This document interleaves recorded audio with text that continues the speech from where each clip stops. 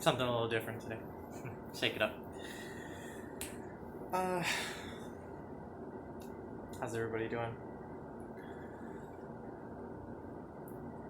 A little bit of green tea with dandelion and matcha.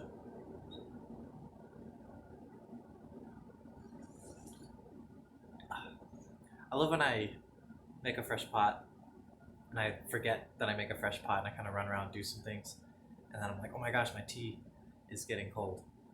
But this guy does a great job of keeping it at the perfect temperature for a half hour. You could pour the water in there for a half hour. You'll come back and it'll be nice and warm.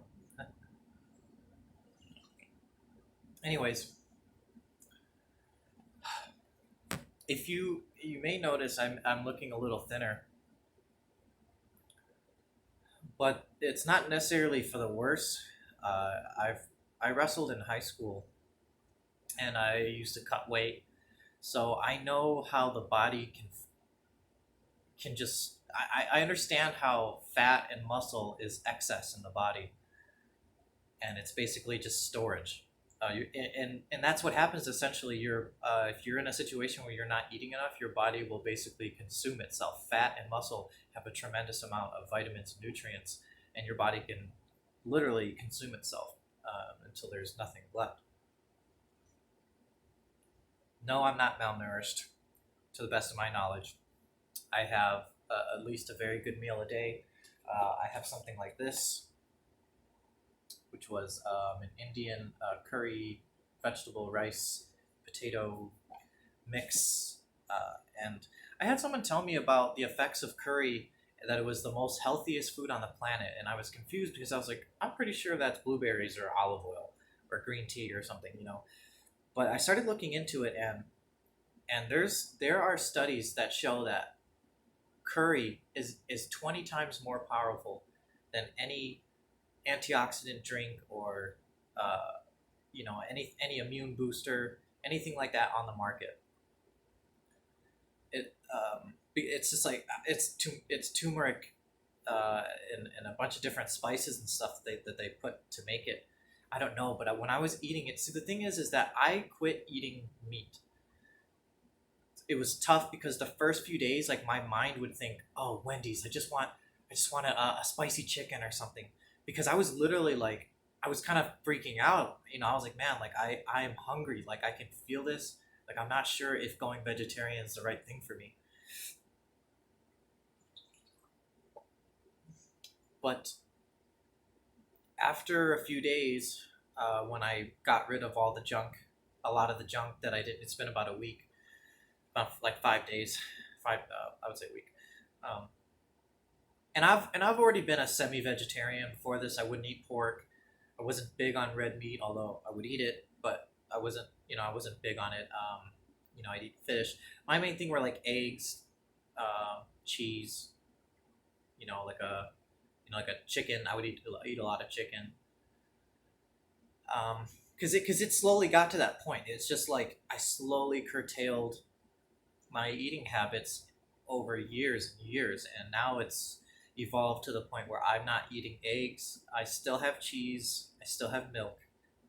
Probably gonna cut those out. But other than that, there is no meat or fish in my diet. It's just fruit, nuts, vegetables, green tea, and that's about it. I mean, but there's a lot. I mean, there's a lot you can eat. I mean, yesterday I had that Indian meal, but today I had a vegan lasagna. And it was all organic. It's delicious. It had tons of stuff in it. Too many to recall. And I've also am living. I'm now taking a vow of nonviolence.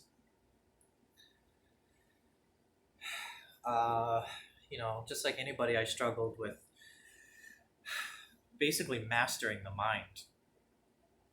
That is what I've come to understand now with all of my research and delving into this subject, that even Buddha means above the mind. You see, because our minds are just a minuscule collection of the data that we've been able to ascertain through our perceptions only. That has nothing to do with reality. It's only how we perceive it. And that becomes it becomes an illusion of our reality.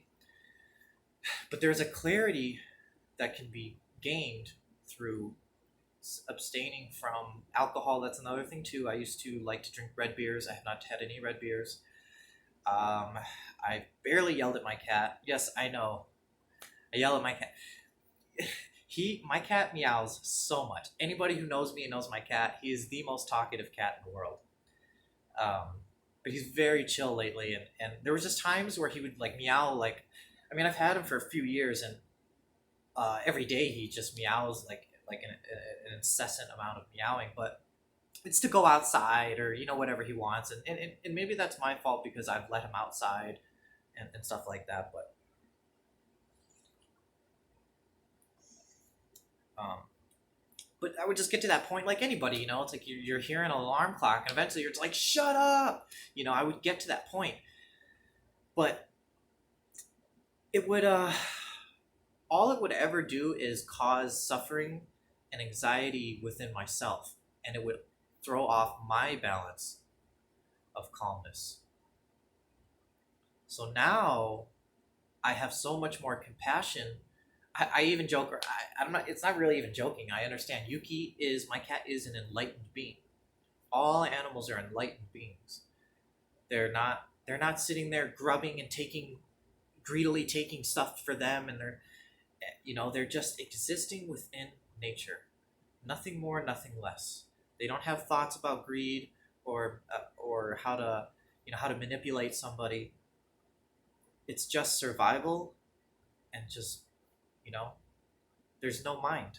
Animals don't have a mind. They just feel love, and that is something that you can connect to. You don't need an education other than to delve into the ancient knowledge that is available.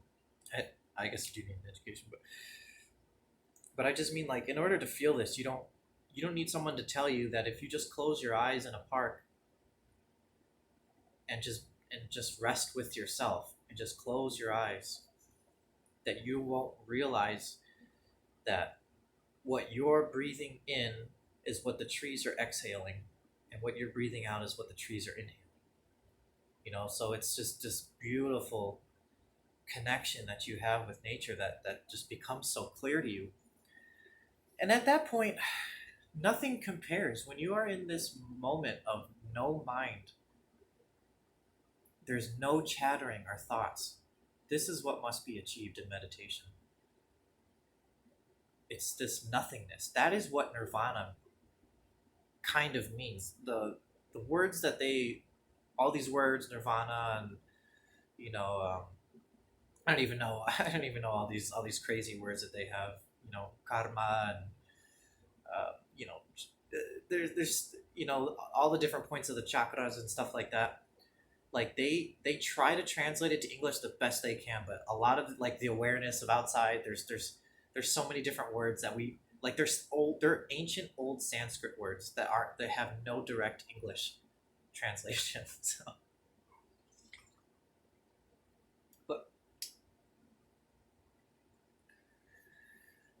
So it has changed my life. I could tell that I've been going on this path and I've been building on it my entire life. It's ramped up at certain parts, but now I'm starting to see my destiny in this life. My purpose is to attain enlightenment. My purpose is not to get a bigger house, to get a bigger, better car, to gain more money. That's not my purpose. To gain more possessions is not my purpose. My purpose is to gain enlightenment and somehow use this to help other people to achieve enlightenment for themselves. So ultimately, we can have a happier, healthier planet.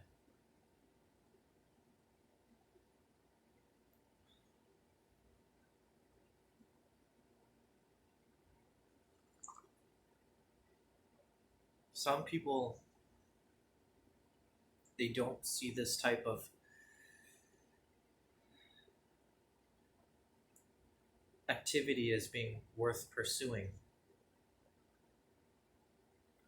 simply because they are too caught up in their own perceptions.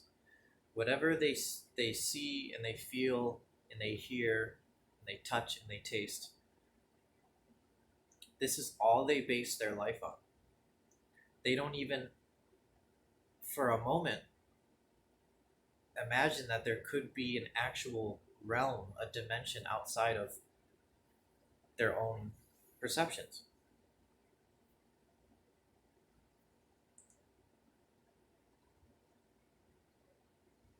If there's a great way I could describe it, it's as if imagine being underwater. You know what the feeling is being underwater, yes?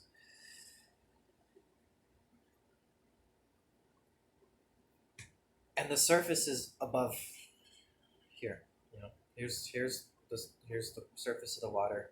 Here's all the world and the air and all the love and everything that you ever wanted. But you're below this metaphorical water.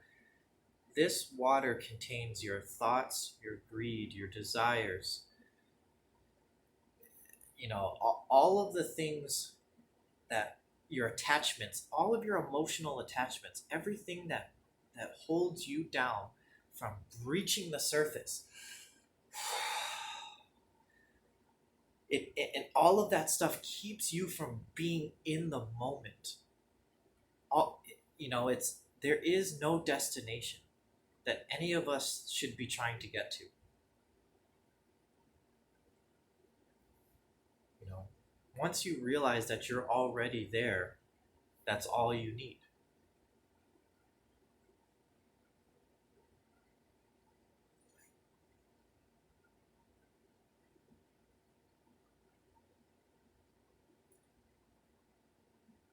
So I could say that Buddhism, yogism, whatever they call it, which I'm gonna start. I've been doing a lot of meditation. I'm gonna get into yoga, Ashtanga. I think that's what they call it. Get into yoga. I've already done. I've already gotten into Tai Chi, but I'm gonna use all of these together. I can't just know them and not practice them. You know, I have to use meditation, Tai Chi, and yoga all together so that I can really get a true understanding of my spiritual being and how I can use that knowledge to mold a happier, better place on this planet for everyone, all life. Starting with mine first. It's very hard. Um, Celibacy is not necessarily a problem for me. I've gone a year without having sex, not by choice.